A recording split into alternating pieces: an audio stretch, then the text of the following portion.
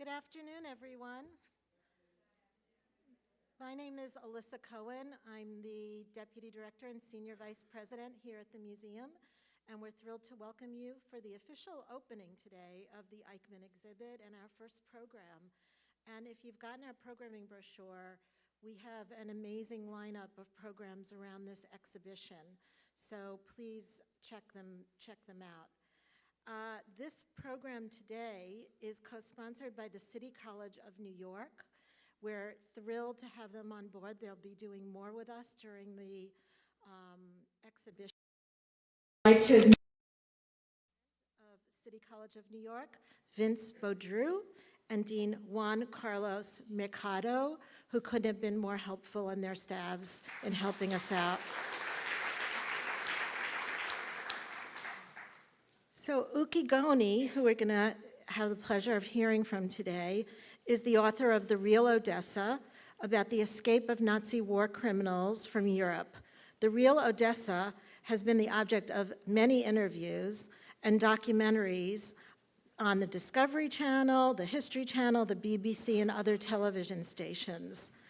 Matt Seaton is here to interview Uki, and he is the author of 3 books on cycling, and including The Escape Artist, and a staff editor for the New York Times. He's also a columnist for Rouleur magazine, and has written for publications such as The Observer, The Telegraph, and Vogue. And what's going to happen is Uki's going to come up and lay the foundation for the conversation to follow. He'll be up here for about 10 minutes talking to you, and then Matt will join him on stage for the interview. We'll hope you'll join us for our upcoming programs, and I just have to do a pitch because this week is really an extraordinary week here. Tomorrow, we have Holocaust survivor Pinchas Guter, who is the face of New Dimensions in Technology. And if you haven't, from the Shoah Foundation, if you haven't gone upstairs to 3, go upstairs and take a look at this installation. This is going to be the future of how younger people learn about the Holocaust from survivors who are leaving us, unfortunately. It's a technology that will eventually be a hologram technology. It's very lifelike. Pinchas has, you will see if you go up there, you can ask Pinchas questions and he will answer you. Right now it looks like a video monitor, but it's very real. And there's also, this is a beta test, so it's not perfect. And we're also testing a second Holocaust survivor who was Anne Frank's stepsister. And so there are 2 people you can meet up in the 3rd floor gallery. Now tomorrow, Pinchas Guter, the real Pinchas Guter from Toronto, will be with us. So if you're interested in hearing from him, that's tomorrow night. And then on Thursday night, we have an extraordinary program with Mickey Goldman-Gilad, who is one of the last eyewitnesses from the Eichmann trial. He's 93 years old. He's coming here from Israel. He was the chief interrogator for the secret police and part of the secret operation that captured Eichmann. He also happens to be a Holocaust survivor, so imagine that he was both a victim and then he stood on the other side and captured and witnessed the execution and was an eyewitness at the trial. So he will be here to tell his story to Eli Rosenbaum, who has spent his life pursuing Nazi war criminals. So that's Thursday night. All right, back to this program. Let's find out how these Nazi war criminals got out of Germany and why they came to Argentina. Yes? What time on Thursday? 7 o'clock. And there's a flyer outside. If you go and you buy a book, the flyers are on the book table. And they're also, all the information about the programs are on our website. Just click on the events button. So with no more further ado, let's welcome Uki Goni.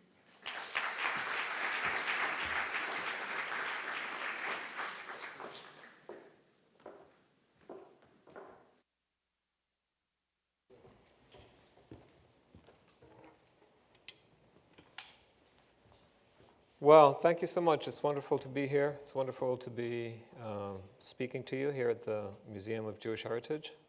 It's wonderful to be in New York. And I, of course, would like to thank Elisa Cohen and everybody here at the museum who thought of asking me to come speak to you. On Friday, I had a chance to have a tour of the exhibition, Operation Finale. And so I want to thank Avra Abraham here, who's the curator of the exhibition, who's done a wonderful job. I suppose you've all already seen it, and if not, you should go. I'm here because I'm an expert on the escape of the Nazis from Europe after the war, in particular their escape to Argentina. The reason I arrived at this theme is, and I'd like to speak about this, is because of my own particular history. I was born in the United States, and I grew up in the United States till the age of 14. And I grew up with this very clear dividing line between, which is inscribed in American society, or at least it was in the 50s and 60s when I grew up, between good and evil, between the bad guys and the good guys, between the Nazis and us, so to speak. But after I left the States, I lived in two countries that were neutral during the war. And these two countries are Ireland, where I did all of high school and I lived till I was 21, and then Argentina. And I was surprised because in Ireland, as you may not know, but Ireland remained neutral during all of World War II. And this is what I'd like to, because the reason people often ask me, why did the Nazis escape to Argentina? And I think the reason behind that is because there are certain societies that kind of go off-center, they go awry, they make room for the presence of these kind of mass murderers. Now, when I moved from the United States, from going to school in Washington, D.C., I started going to school at a school called St. Conleth's in Dublin. And one of my professors at St. Conleth's is this man here on the right, and I have a laser beam. This is a great guy, actually, called Louis Foutron. He was our French teacher. Foutron had moved from France to Ireland either in the last days of the war or just after the war. And I quickly discovered, I was 14 at the time, to my amazement and to my shock, that everybody in the school knew that Louis Foutron had been an SS officer, a French collaborator during the war, and had had to escape France because he had a life sentence on his head.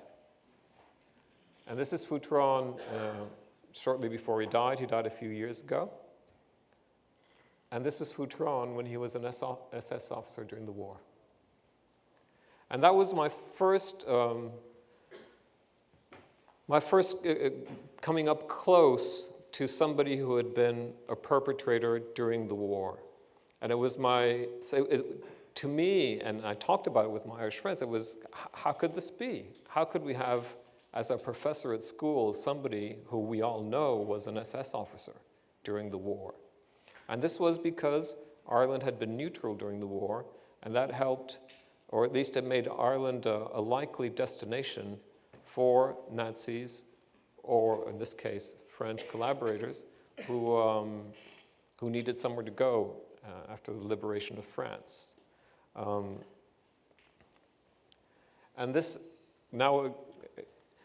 then the second country where I lived in that was neutral during the war, that accepted Nazis, was Argentina. And this here we have is Adolf Eichmann.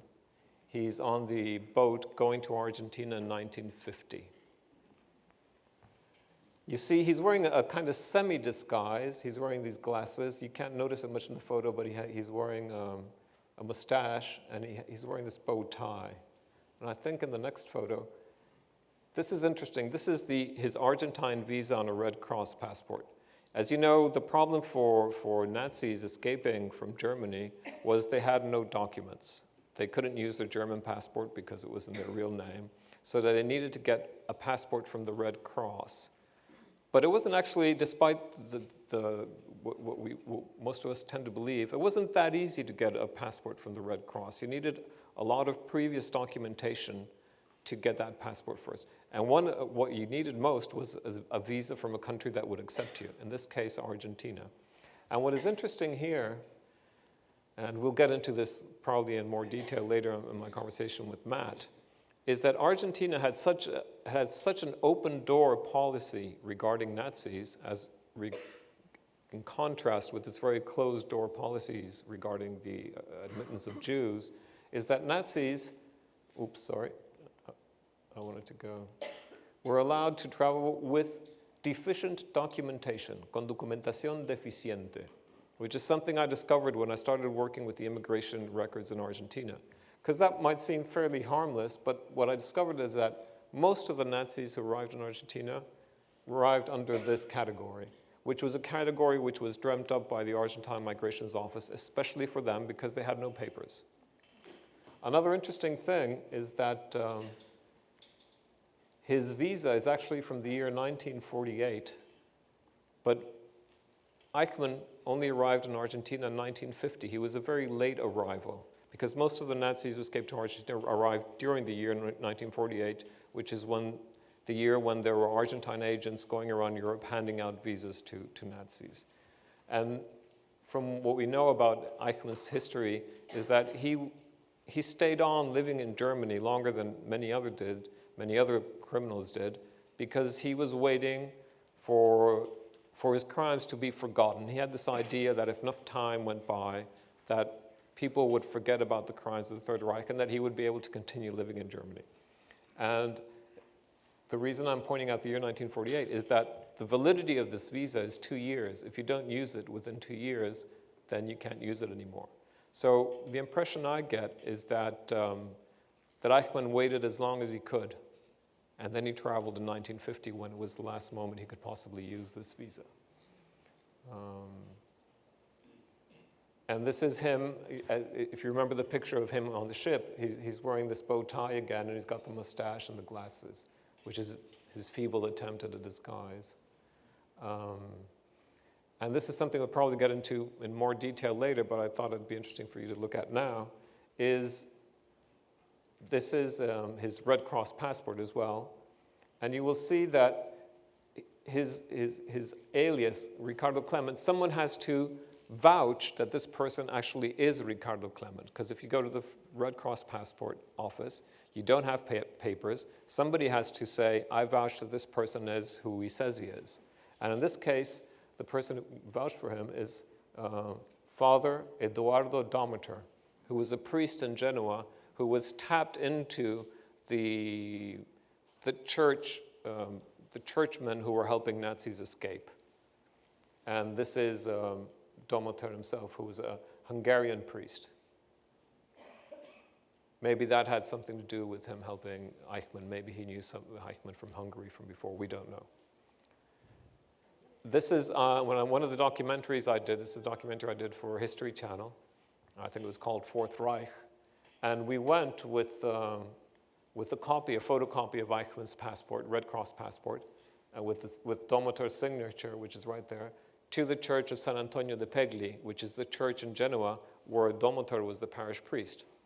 And this was in the year 2009 that we did this documentary. And my hope, and the hope of the documentary director, was that this church, they would allow us to go in and look at their records and find out exactly who Eduardo Dometer was, where he came from.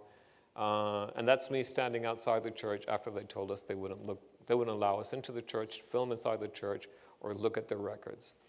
And we were pretty shocked because by then we were talking, many, many decades after the end of the war, and we still found this brick wall of silence that surrounds the subject of how the church aided Nazis to escape, which is probably one of the main subjects of my book, is looking at exactly how and why the church decided to help Nazis escape. And to complete Eichmann's escape cycle, you first saw the Argentine visa he had since the year 1948. Then you saw the Red Cross passport with Father Dometer signing his, vouching his identity. This is his disembarkation card, his arrival card in Argentina. with his name, Ricardo Clement. He arrives in the year 1950, 2 years after the visa was granted. And the profession he gives is technician. And it's very interesting because most of these, the worst Nazi criminals who arrived in Argentina, most of them arrived that when they filled in their cards, they said technician. I think except for Mengele, Josef Mengele, the Auschwitz doctor, if I remember correctly, he put in mechanic, which is kind of gruesome. And this is the passenger list of the ship, where you will see, again, his name is Ricardo Clement. And these other men, and I haven't been able to identify them, obviously they're aliases, this Faust Wolfram, who's 30, and this Strom Miklo, who's 42. I figure are the other two people in the photo. We know the names of, the real names of some of the people who came on the ship with Eichmann, but I haven't been able to put them together with the alias. But what the reason this is interesting is because in the passenger lists, next to the name, in this case, you find this file number. And these file numbers, I was able to put together the file numbers for 50 of the top criminals who arrived in Argentina. People like Josef Mengele, Adolf Eichmann, Klaus Barbie, Hans Fischbeck, all these very high-ranking, important Nazis. And I really struggled with the Argentine government for a very long time to let me have access to these files. I have the name of the person the file was opened under. I have the number of the file. I want to look at the file. I've only been able to see 2 of those files so far, because these files are very important because they include all the paperwork from the first moment they presented an application for a visa, for who stood up and vouched for their identity, who promised that they would give them work once they arrived in Argentina, what government officials intervened in authorizing their arrival. And this is inside the migrations office in Argentina. Unfortunately, in Argentina, there's not a very good, there's no great tradition of record keeping or of having good archives. And the archives of the migrations office were in a very sad state. And I was working in this huge building with broken windows, a very old building. Some of the windows were broken, birds would fly in, files were scattered on the floor. I literally saw a cat giving birth to a bunch of kittens on top of a bunch of files. And to gain access, because the subject of the Nazi arrivals in Argentina is still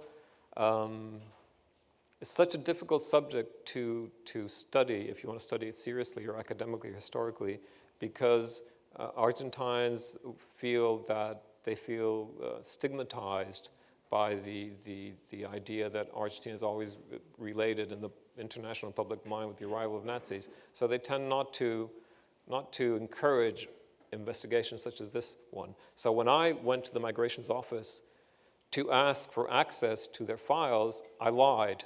I was writing for Time magazine at the time. I said I'm a journalist for Time magazine. I'm doing an investigation into migration, the history of migration in Argentina in general. And I kept up this pretense for a few months until I found the passenger list, which is this one, for Eichmann's arrival. And they had a pile of passenger lists that were in very bad condition for throwing away. And I saw the passenger list for Eichmann was on that pile. And I said, well, if I go and tell them they shouldn't throw it away because Eichmann is in that passenger list, I'll blow my cover. But in the end, I decided to do it because I thought it was too important that should not be lost. And all hell broke loose on my head because I started being accused. They said things to me, well, now we know what you're really doing. You were lying to us. You're working for the Jews, which is the kind of anti-Semitism that is still prevalent in some sectors, especially in government sectors. So just to explain that it wasn't exactly easy studying this subject. And if you've seen the exhibition upstairs, these photos will be familiar to you. Eichmann got a job at a company called Capri, which was a company set up by, and we will get into this when I explain how the escape happened, but there are quite a few members of the SS who were actually born in Argentina and raised in Argentina, who were half Argentine and half Germans. And the man who one of the main persons involved in organizing the escape was one such person. Born in Argentina, lived in Argentina until his teenage years. Then his family moved back to Hamburg, in his case, in Germany. And this young man joins the SS, and at the end of the war, he escapes to Argentina. And he arrives in Argentina. He's got an Argentine passport. He's got a German passport. He speaks perfect Spanish, perfect German. Also spoke very good English, by the way. And he became the main agent who traveled back to Europe to bring the Nazis to Argentina. And once he'd done completed this operation, which was in the year 1948, when he arrived in Argentina, President Peron gave him a contract for measuring waterways in different areas of Argentina for the building of dams. And he set up this company called Capri, where there was lots of former SS technicians, such as Adolf Eichmann, who worked there. And this is Adolf Eichmann working in the province of Tucumán in this company called Capri, which was involved in the measuring of rivers and lakes. And that's Eichmann again, dressed up in a traditional, get out of the way. He's dressed in a poncho, which is what there's an Argentine equivalent of cowboys, because Argentina is a cattle rearing nation, just like the States. And so the cowboys over there are called gauchos, and they wear this garment called a poncho. So Eichmann is dressed up like an Argentine cowboy here. Eichmann didn't do too well economically. He wasn't from a well-off family. In contrast, for example, Josef Mengele's family was very, very wealthy, and Josef Mengele always lived under in good houses. He had no problems with money. Adolf Eichmann had terrible problems with money. So after Capri, he lost his job in Capri, or Capri actually folded. He set up a rabbit rearing farm outside Buenos Aires, and that's him raising rabbits. And this is the town where that farm was located. And we all know the story, and you will see it in the exhibition Operation Finale upstairs, that Eichmann was kidnapped from a house that he'd bought in an area of town outside the main city of Buenos Aires. But before that, for a long time, he rented this house, which is a very traditional, middle class, quite a nice home, actually, where he lived for a good few years that he rented. And this is me in another documentary where I went to visit the house. And I actually rang the doorbell of that house, and I was fortunate enough that the owner came on and said, "Oh, actually, I've read your book, and I'm a big fan of your work." So I got a huge tour of that house. And so I was inside the house where Eichmann lived. And I spoke to lots of the neighbors, and if anybody wants to ask, there's some incredible anecdotes to tell about Eichmann's relationship with his neighbors and what his neighbors knew about him, about his personal life in Argentina. And this is the house of Josef Mengele, where Josef Mengele lived in Argentina for a time. Josef Mengele moved quite a few times, but when he first arrived, he lived in this house for a while. Now, there's this idea in people's minds that when the Nazis escaped to Argentina, they lived maybe hiding in the Amazon jungle somewhere, or they lived somewhere high up on the Andes Mountains. This is not true. They lived right smack dab in the middle of town, inside Buenos Aires, most of them. This house where Josef Mengele lives, the house that I showed you before where Eichmann used to live, are in typical middle class or even upper middle class neighborhoods. They did not live in hiding. As a matter of fact, Josef Mengele lived under some of them, they arrived under false names, but some of them quickly changed back to their own name, and Josef Mengele did. And I know people who bought the house, not this one, but another house that Josef Mengele lived in, and they bought the house, the architect was fixing up the house for them, and suddenly he looked under the door, and the gas bill had arrived, and it was in the name of Jose Mengele. So he even had his name in the Buenos Aires phone book at the time. So they lived very, very openly. And well, here's the end of the story, is Adolf Eichmann facing trial in Jerusalem. But the story, of course, never ends. After Eichmann was kidnapped, he had 4 sons in Argentina. And some of them were very, very upset at the kidnapping of the father. I think this is Klaus Eichmann, his eldest son, who gave lots of interviews wearing an armband with a swastika. So I think that kind of rounds up what, to give you a brief introduction into the work I've been doing and how it's not just about the escape, which is, of course, extremely important, but it's about how societies like a society such as Argentina, which was Argentina is the country with the largest middle class in South America, with a very high educational level. It's got the highest literacy rate in all of South America. How could it have allowed these murderers to live in its midst? And what effect it had on Argentina and the appearance of a dictatorship in the 1970s in Argentina that, similarly to the Nazis on a much smaller scale, also set up death camps and disappeared tens of thousands of people. And which is my subject of interest, was did the presence of these Nazis have any influence on what happened in Argentina, this mass killing that went on during the 1970s? So I'd like to invite Matt up here and we can have a conversation about this. Thank you.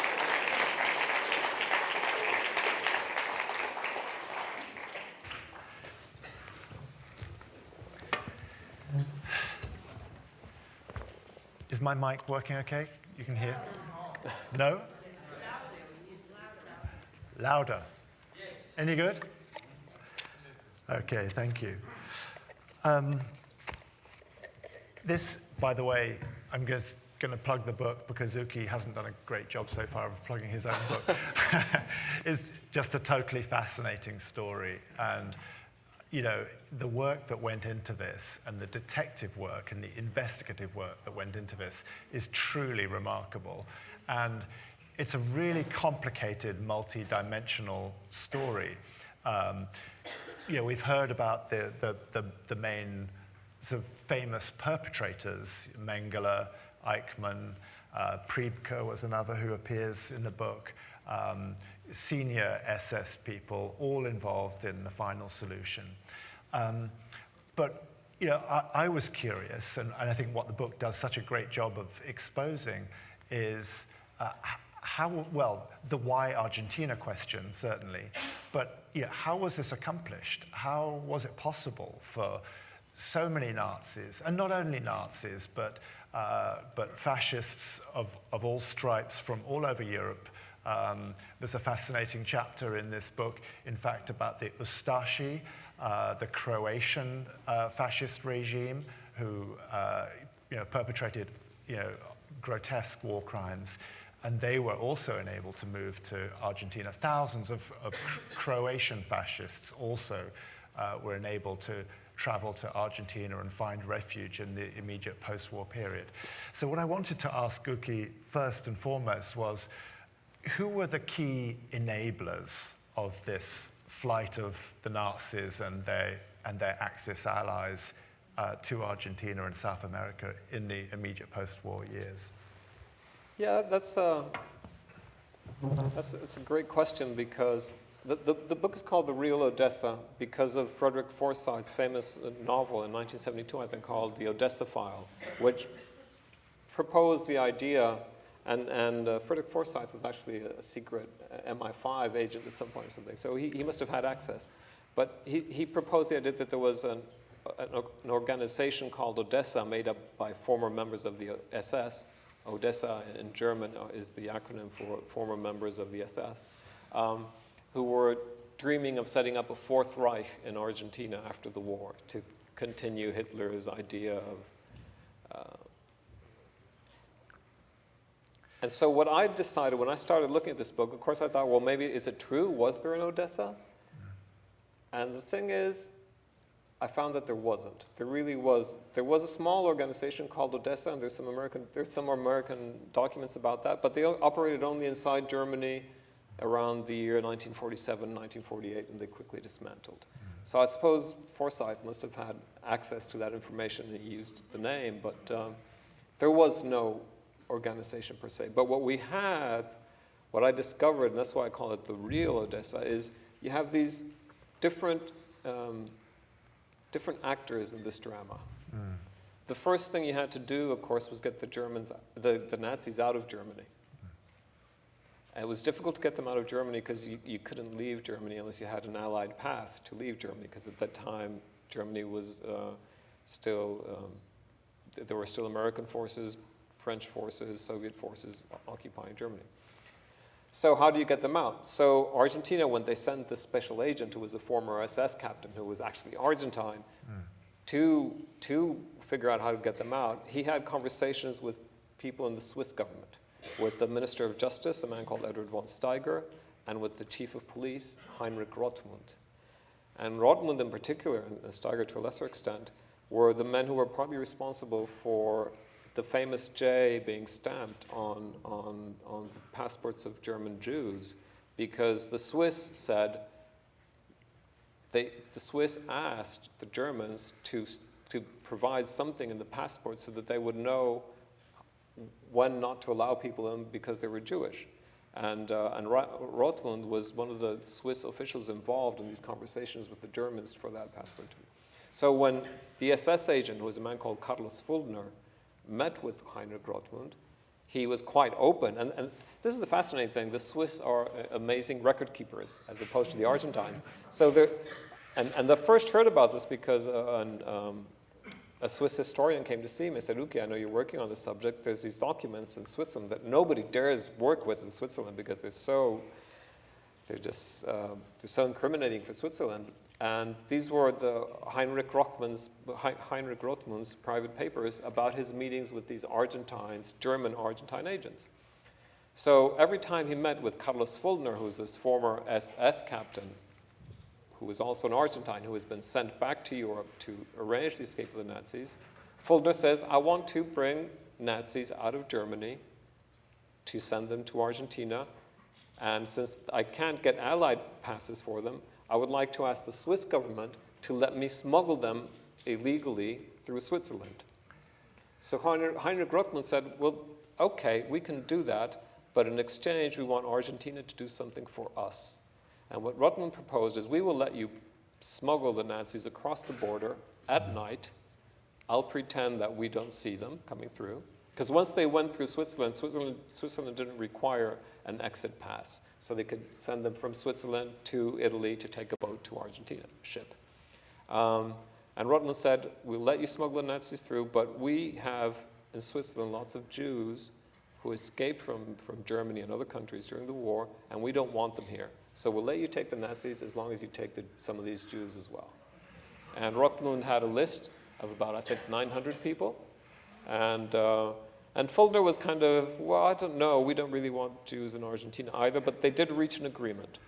And Switzerland became a key player, and Heinrich Rothmund became a key player because despite their best attempts, sometimes they were stopped at the border. And Heinrich Rothmund would get phone calls from border guards saying, there's some weird Argentine Germans here who are trying to smuggle Nazis across the border, and we caught them last night, and what should we do with them?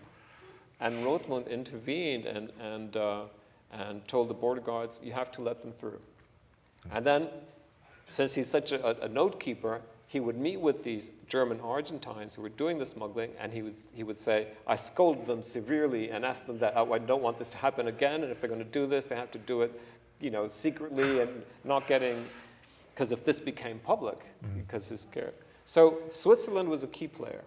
But on top of Switzerland, there was also Franco's Spain, Madrid was another conduit, and Rome, and in many ways the Vatican was intimately involved. Could you talk about both of those conduits a little? Yeah, because once you got them through Switzerland, into Switzerland, it was easy to get them out because Switzerland didn't ask for exit visas, they didn't check who was leaving Switzerland. They would smuggle them to Italy, and the question is, what do I do with them in Italy?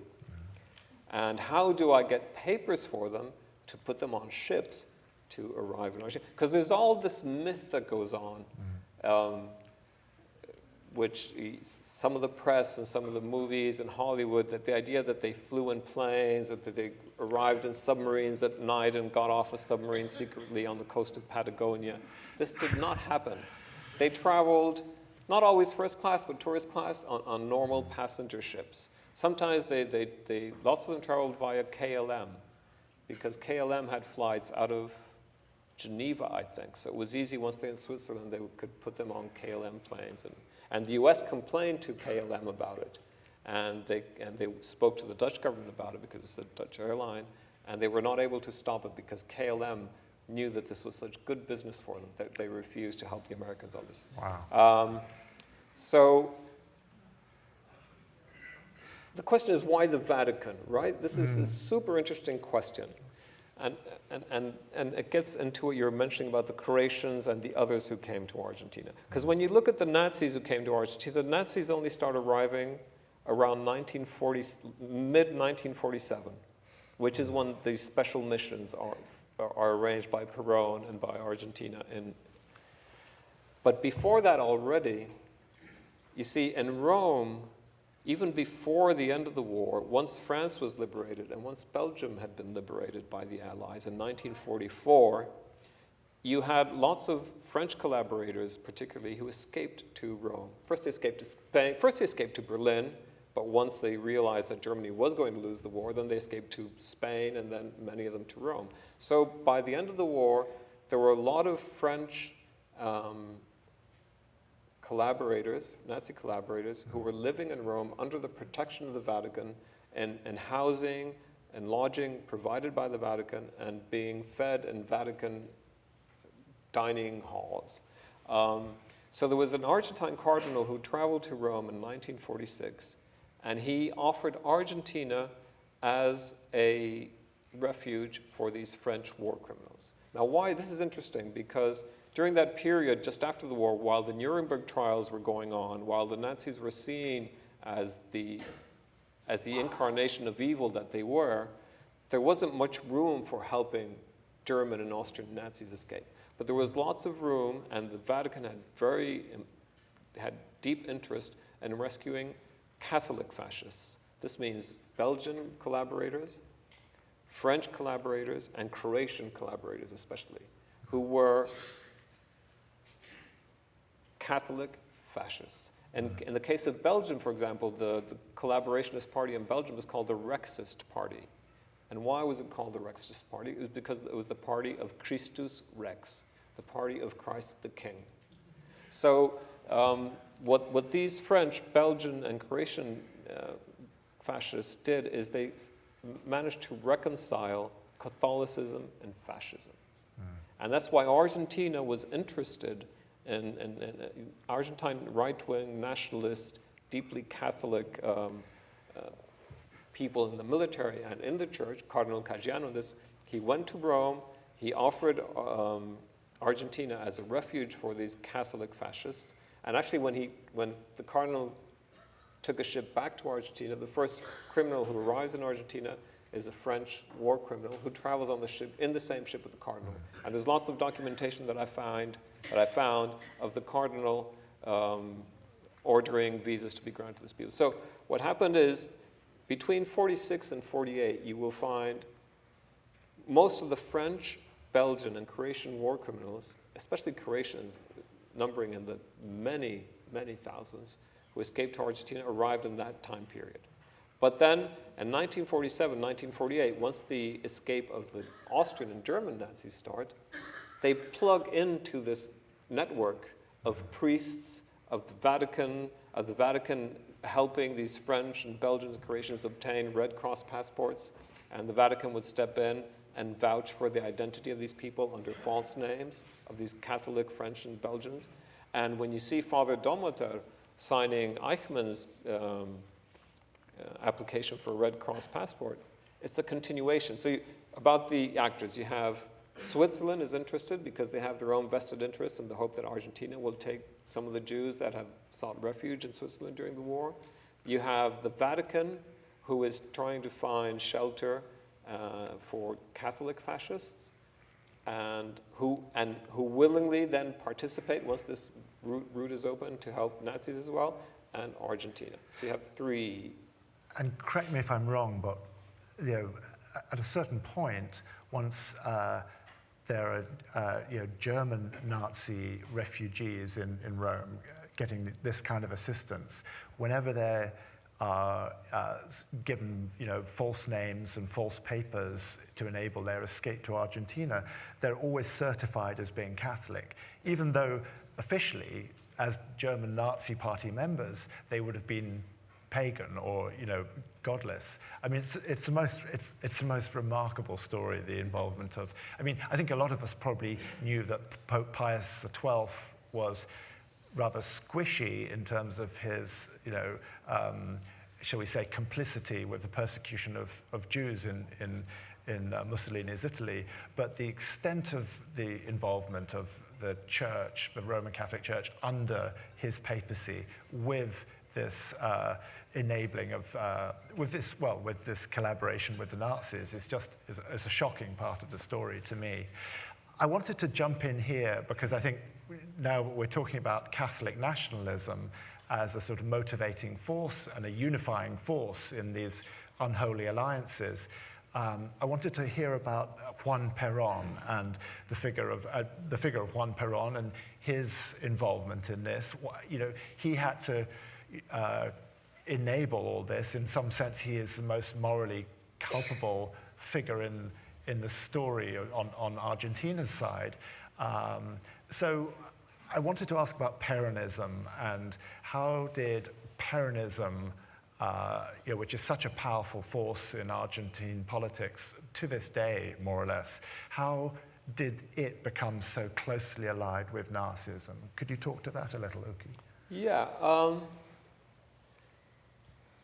Already during the war, there were very close links between the Nazi regime and these right-wing Catholic military men in Argentina, including Juan Peron, who at that time was not yet president. He was part of a military dictatorship. He was the Minister of War and Vice President. And he had training with the Italian army under Mussolini, correct? From 1939 to 1941, Peron was a kind of military attaché at the Argentine embassy in Rome. And he has claimed, and we don't know if this is true because there's no historical evidence, that he traveled into Germany and that he visited Nazi Germany, and he's talked about his admiration, especially for Mussolini. He was a great admirer of Mussolini.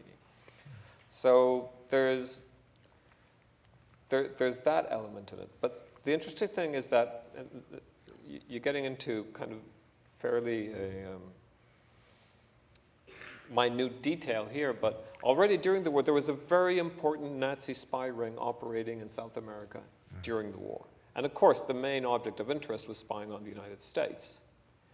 And these SS spies, who were SS officers, SS captains, most of them, in order to travel freely around the American continent, they needed papers. And Argentina provided them papers. Argentina provided these SS officers with Argentine documents, Argentine passports, so they could travel freely through the American continent and carry out the spying activities. So already during the war, there was this habit of Argentina granting documents to SS officers. And there were quid pro quos in trade as well, were there not? I mean, there was money laundering of hard currency for the Nazis. There were a lot of imports of important minerals for the Nazi war machine, and in exchange, guns, arms traveling back to Argentina during the war. Argentina did provide lots of vital elements that the Germans couldn't get anywhere else. Also, the German banks. There was the Deutsche Bank, and I can't remember the name of it. There was two very important German banks. One of the most important things for the Nazis was to be able to get hold of dollars, foreign currency, which they couldn't get hold of. So by whitewashing money through Argentina, they were able to get hold of dollar currency to trade and buy the things that Germany needed for its war effort. So there was that as well. So there was already this habit and these contacts with the SS Secret Service. There was a radio contact that went on between Berlin and Buenos Aires constantly, between the SS officers in Buenos Aires and the SS headquarters in Berlin. And that was often used by Argentines as well in the communications, because during the war, Argentina sent two emissaries that met secretly. There's one who's met secretly with Ribbentrop, the foreign minister of the Nazi regime. He met with Heinrich Himmler, the head of the SS. And apparently he met even with Hitler. Now, Argentina was neutral during the war, and so what this emissary was asking for, if we maintain our neutrality, and Germany wins, we hope that we will get trade preferences once the war is over, that Argentina will become an important trading partner for you. And Argentina was desperately looking for weapons, because Peron was very interested in acquiring German submarines, airplanes, and it's interesting because there's the answers back, especially from the German Navy, saying, look, we've barely got enough submarines to fight, against fighting the war. We're not going to give any submarines to Argentina right now, but keep pretending like we're going to give Argentina something so that they stay on our side. So those were some of the motivations. But in terms of Peron himself and his own allegiances or his own ideology, if you like, he had an extraordinary career, for one thing. He came to power through a coup d'etat in 1943. 43. He was subsequently elected president, and then he himself was ultimately deposed and went into exile in Franco's Spain.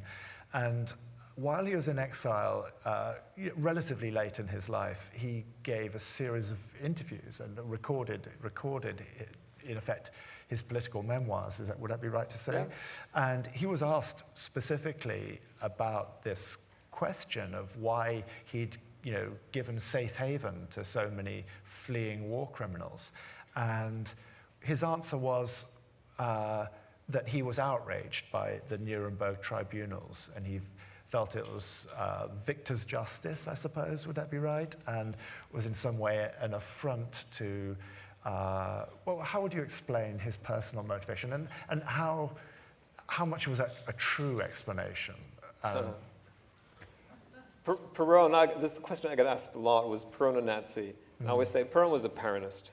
He's a politician. He thinks about nothing except himself. He's a demagogue. He's a populist.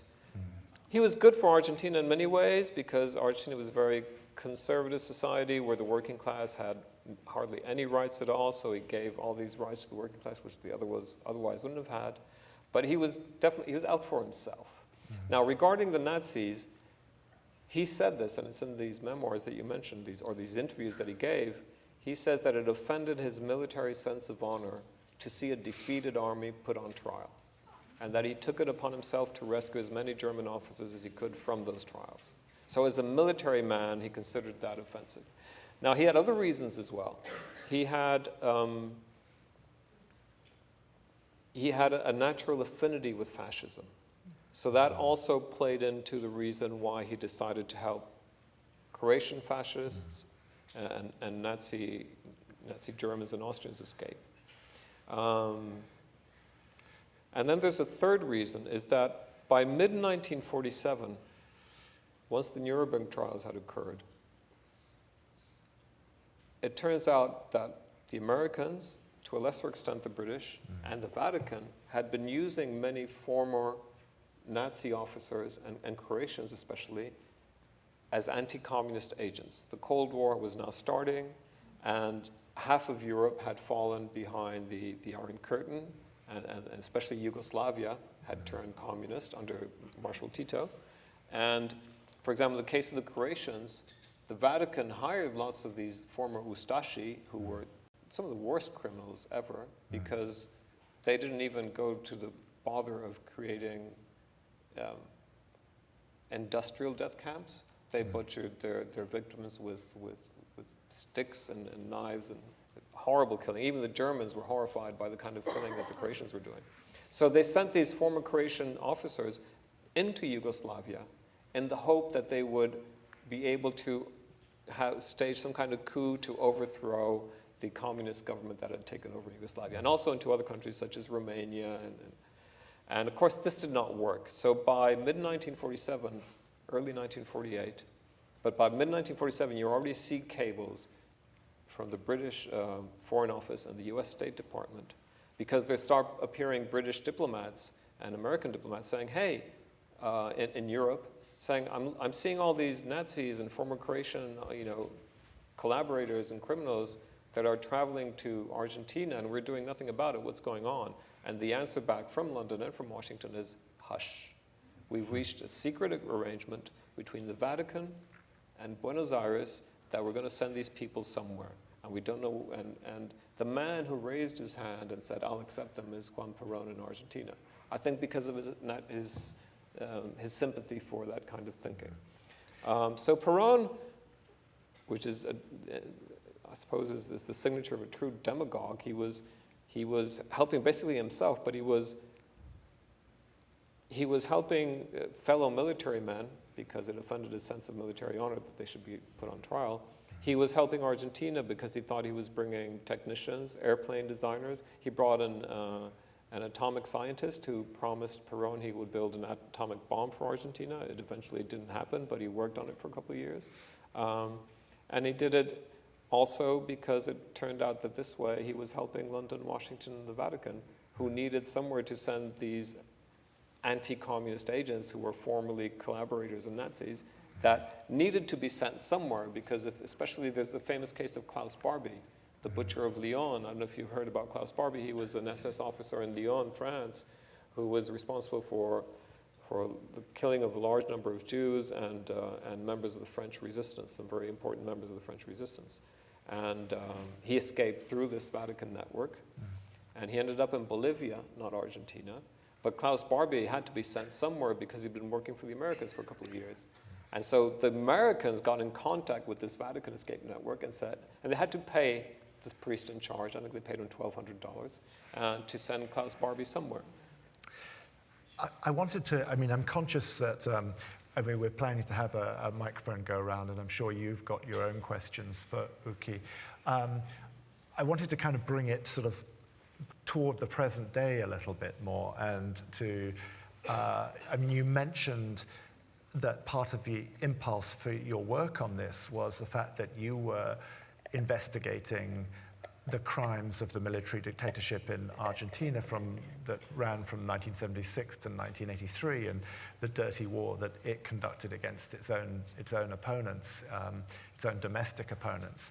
And it just as a sort of sheer matter of kind of demographics and numbers, it occurred to me that if you've imported, 5,000, Croatian sort of fascists, and you have a sort of Nazi, you have Nazi war criminals that you're sheltering, and a sort of sympathetic, elements of your own Italian and German communities who are, always were sympathetic to Nazism.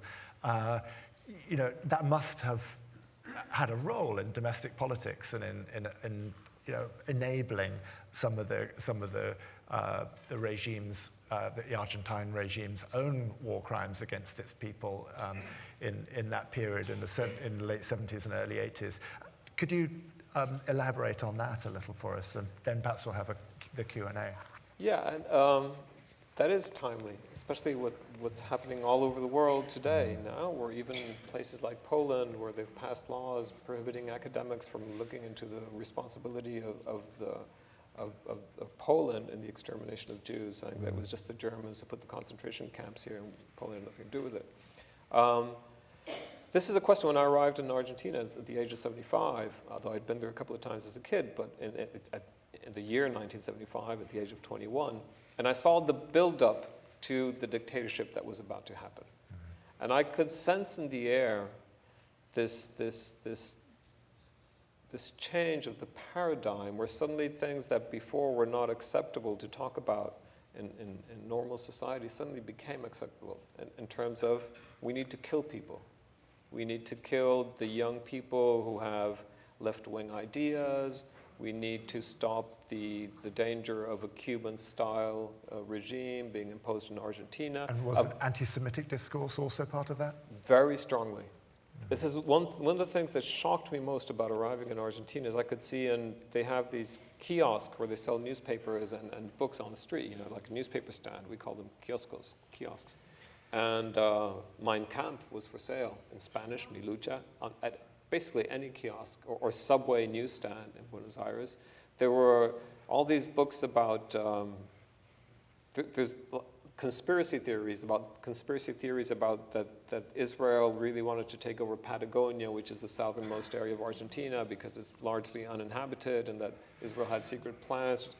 So this and this was also formed part of the discourse, because they saw the youth movement and the guerrilla movement. In the military mind, this was mixed, the idea of the guerrilla movement, the left-wing insurgents in the minds of the older military, who were men who were trained in the military academy during the years when Argentina was neutral during the war.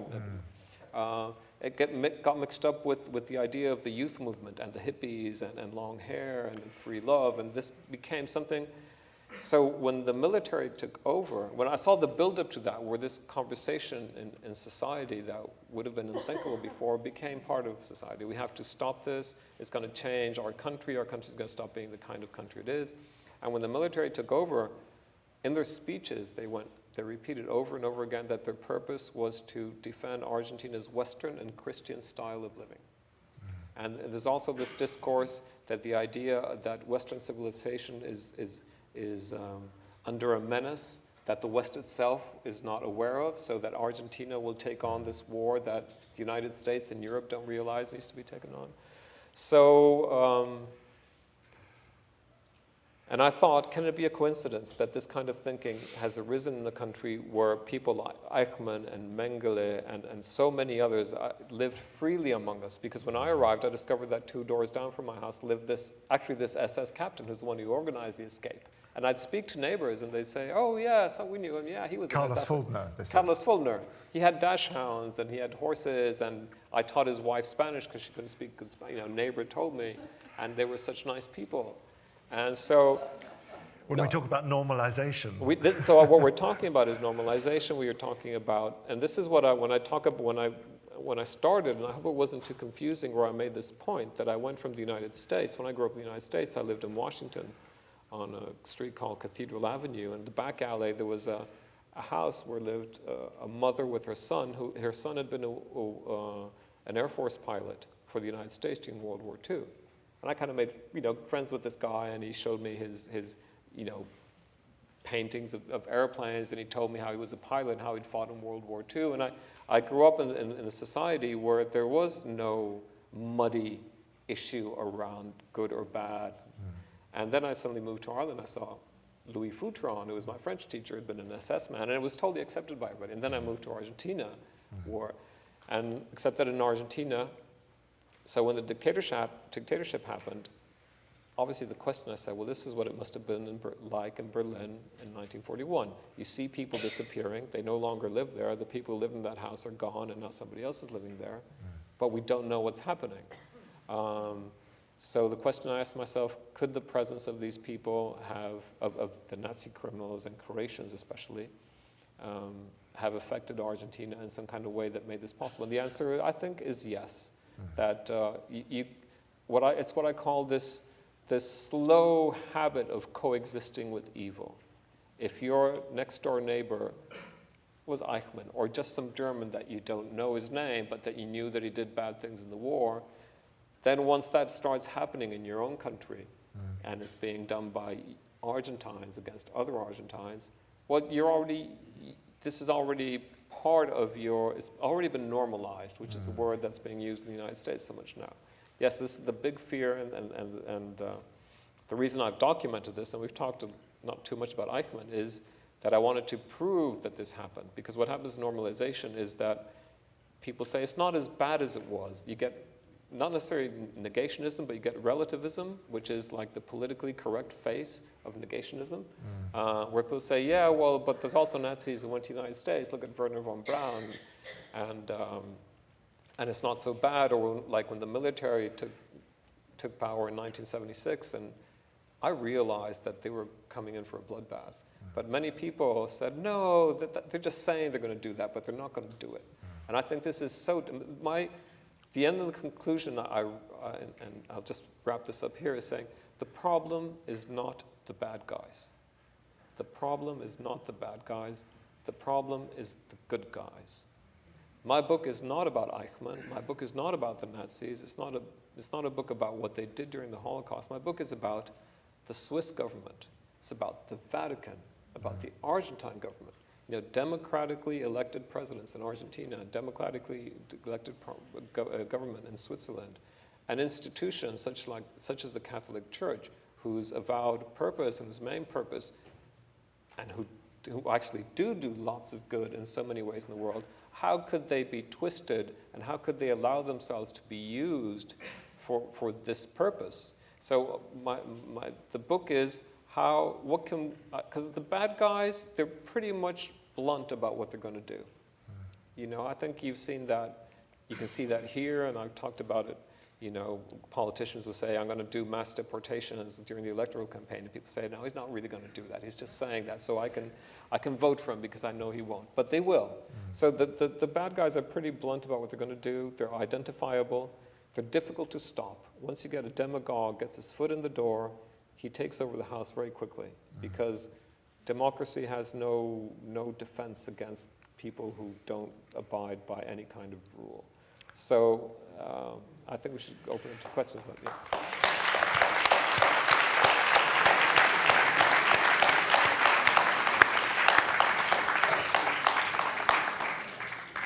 On that cheerful note, can I see some hands? We have a microphone. Sorry, this lady there with an orange T-shirt and right in front of me. We'll have, I think, about 15 minutes. Could you please talk about the neighbors of Eichmann and Mengele? In the case of Mengele, I didn't, but because I knew the man I didn't know him, but I met him by ringing his doorbell, and I went back a few times, so I got the chance to speak to neighbors. On the corner was a dentist's office, so I thought I'd ring the doorbell, and it was a husband and wife team. They were both dentists, and they'd looked after the Eichmann family. And the story they told me, which I must believe is true, I don't know if it's true, but they told me that they'd made Eichmann's dentures. And he's quite a young man, he was in his 40s, but apparently he had no teeth left. And the story, and they'd also did dental work on the wife and on the children, and they knew the family quite well. And it's a fascinating story, it's kind of gruesome. They told me is that that after Eichmann was captured and taken to Israel and put on trial and executed, sometime later, one of Eichmann's sons showed up at their office with his father's dentures, saying, they sent us back his belongings, and among the belongings are this, and we don't want them, so they gave them to the dentist to keep. So this is the kind of intimate detail of their day-to-day life, which just goes to, I just want to do away with this idea that they were living in some kind of super hiding. They weren't. And Eichmann was captured actually because he lived under the name Clement, but he wanted to keep the family name alive, so his children kept on living under the name Eichmann. So that's how he was found. Part of the reason. Sorry, there's a gentleman over there on the aisle. So Thank you get to all of you if we can. Thank you for the fine presentation. I've read or heard that the Pope seems to have given refuge to Jews in Rome during the Holocaust. How does that jibe with the fact that he was so complicit with getting refuge for the Nazis to escape? Yeah, how can I explain this? They're not mutually exclusive. They're not contradictory in the minds of people who of the church in this case. It's a little known fact that Pope Pius XII, I can't remember the years exactly, but I think 49, 50, 51, he started putting pressure on the bishops in Germany to request amnesties for Germans convicted for war crimes in Germany, including some of them who had been convicted in the Nuremberg trials, because of this Catholic idea of forgiveness. But the best explanation I give, there was a Belgian collaborator, a member of this Rexist party, called Pierre Day. And Pierre Day was a very important collaborator in Belgium. And he was a devout Catholic man. And he was also, luckily for me, a writer who kept journals. And after he escaped to Argentina eventually, and the journals, all his writings were sent back to his family, and I had to get permission from his family in Belgium, and I had to travel to Belgium to look at they had to look at his journals there. And during the war, this thing was on his mind as well, on Pierre Day's mind, who was quite a smart man, a total Nazi. I mean, he'd met Hitler personally, he'd had tea with Ribbentrop, and in 1943, he traveled to Rome to meet with Pope Pius XII. And the question that was on his mind continually is, what is the church's position between communism and capitalism and Nazism? Because Pierre Day, being a Catholic, he himself was trying to reconcile his Catholicism with his admiration of Hitler, because Hitler, as you know, believed in paganism and was not supportive of the Catholic Church. And he meets with Pope Pius, and in his journals he says a very highly placed churchman, and we don't know who it was, probably Pope Pius, if not Montini, who was one of the secretaries of state, who then became Pope Paul VI, I think. And he poses this question to him. And the answer he got from this churchman, who was either a present pope or a future pope, was he said, the Catholic Church is like a cat that has to walk across a table that's finally set out for a dinner, for a fine dinner, with candelabra and crystal glasses and the plates, and has to walk across all the table without knocking anything over. Also, after the war, the British became obsessed with in that first period, up to mid-1947, became obsessed with how the Vatican was helping the Nazis. And the British ambassador to the Vatican, a man called Henry Osborne, had lots of meetings with Montini especially and other high-ranking, saying, you're going to be found out. At some point, history is going to pass judgment on the fact that the Vatican is helping Nazis escape. And when he writes back to the Foreign Office, Henry Osborne is going, it's a problem, he says, because the Vatican does not think in years, it does not think in decades, it thinks in centuries. So it was very difficult to get the Vatican to even worry about the fact that it could be tainted by its support of helping Nazis escape. I don't know if that answers the question. That's about as close to an answer as I got. Let's take a question from over here. This gentleman in the... I'll bring you the mic.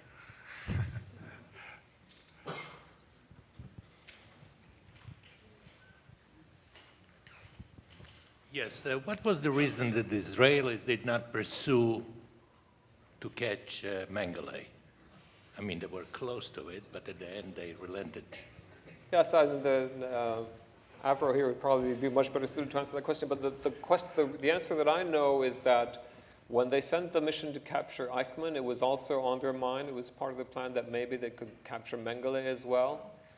But once they had captured Eichmann, they got scared, the Mossad team, got scared that if they put their mission at risk by, suppose they went for Mengele and something went wrong, because they were very scared that something could go wrong, they could get caught. Imagine the embarrassment, Israeli agents caught in Argentina trying to kidnap Eichmann. They didn't kidnap him, and then they got arrested by the Argentine police. Deeply embarrassing. And so once they had Eichmann, they abandoned the idea of going for Mengele as well, because they thought it was too risky. We've got Eichmann, we don't want to jeopardize what we've done so far. And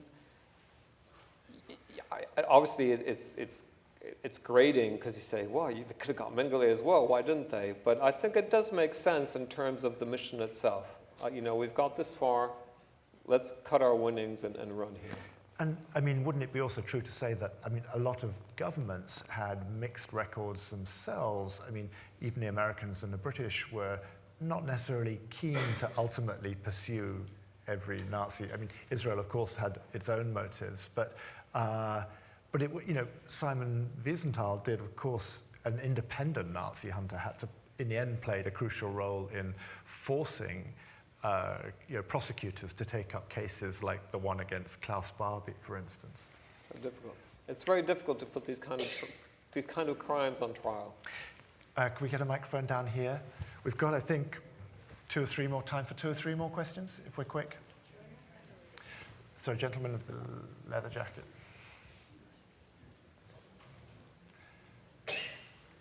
If we don't get to all your questions in the public arena, I'm sure Uki will be glad to talk to you afterwards. So, I have two questions for you. Yes. Number one, how true is if you came in the boat in first class, the Argentinian immigration didn't check your papers because they consider you have money and they want you there. That's the first question.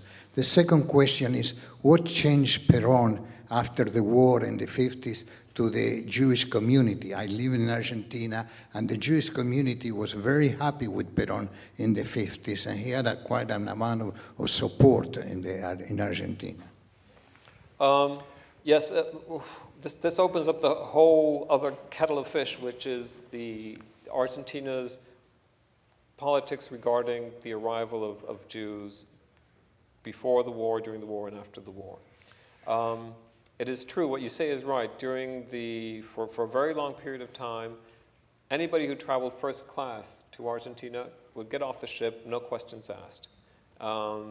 Until the Argentine government in the late 30s, early 40s, I became worried that there were lots of communists and Jews who were using the first class loophole to get into Argentina, escaping controls. And there's something, it's a very important part of the book, and this I knew. My grandfather was, I'm going to try and summarize this. My grandfather was a diplomat for Argentina before and during the war.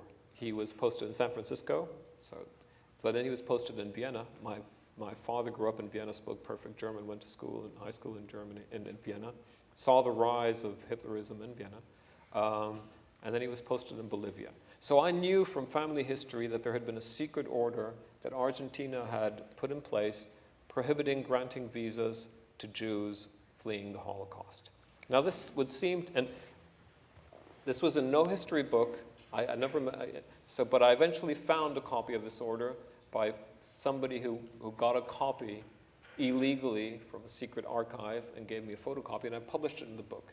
And I raised a huge consciousness awareness program by going to television, and finally I wrote an open letter to the government in 2005 saying, my grandfather participated in denying visas to Jews escaping the Holocaust. I think it's time Argentina admitted this, apologized for it, and eventually it did. I convinced the government and at the equivalent of the Argentine White House, the Casa Rosada, the Pink House. There was a ceremony with the president there in appearance, and Argentina apologized for the secret order. Now there's a contradiction, because Argentina is the country that received the largest amount of Jews during this period. And the reason is why? Because they got in illegally through the tremendous corruption in the Argentine diplomatic service, on the one hand, who would grant visas to Jews pretending they were Catholics. So there's a large number of Jews, and I work with the passenger list, and I know people who arrive, they figure as Catholics because they paid a bribe under the table. The diplomat would write, you're a Catholic, and they would get into Argentina that way. And also, although Argentina did not give visas, neighboring countries did, Bolivia in particular. So in Bolivia, there were about 30,000, mostly German Jews, who escaped crossing the Panama Canal. Then they go down to Chile and take a train up to Bolivia. There were about 30,000 Jews who escaped to Bolivia, and from Bolivia crossed the border illegally into Argentina. So there's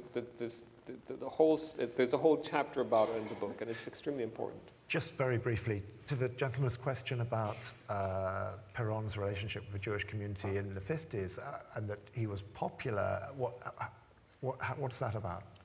I have two answers to that. Peron divided the Jewish community. There was one Jewish institution called Daya, which was the most important institution that represented the Jewish community, and he created a Peronist Jewish organization called Oya. And Oya got more entry permits for Jews than Daya did because Oya supported Peron's policy. So he applied a divide and rule politics towards the Jewish community. And then when I first started speaking about Argentina's secret order against the Jews, one woman came up to me, a woman this is like 10 or 15 years ago, a woman in her 60s then, late 60s, early 70s, and she told me, look, when I arrived in Argentina and I was a kid, her family fled the Holocaust. And she said at the dinner table, I said to my parents once, how can we be in Argentina with this man Peron, who's president, who's helping the Nazis and who's a Nazi himself? And the answer I got from my parents was, shut up and eat, because at least here they don't kill us. And so I think I'm sorry about putting it so bluntly, but I think that this perception from so many Holocaust refugees arrived in Argentina They were so grateful to live in a country where there was some light Catholic-style, Spanish-style anti-Semitism, but not the kind of horrific anti-Semitism that they had suffered in Europe. Can we take one more? How about the one closest to you? In the 1920s, Hitler was broke. He was a painter. In the 1930s, he was able to pay the SA. Where did he get the money? Did he get it from the Vatican? Did Hitler get money from Argentina? I don't think so. No, From the Vatican. Oh, from the Vatican. No, it's the other way around. Actually, why was the Vatican so slow at reacting against Germany? Germany is one of the largest Catholic nations in the world, and it's also one of the richest nations of the world. So the Catholic community in Germany are one of the greatest contributors to the finances of the Vatican. And that's why Pope Pius reached a concordat with Mussolini, and then it was very important for the Vatican to maintain the safety and the economic safety of the Catholic Church within Germany. I've never heard or seen anything regarding the idea that the Vatican might have supported Hitler financially. I don't think so. I think we have to wrap up there. But as I say, I'm sure Uki would be glad to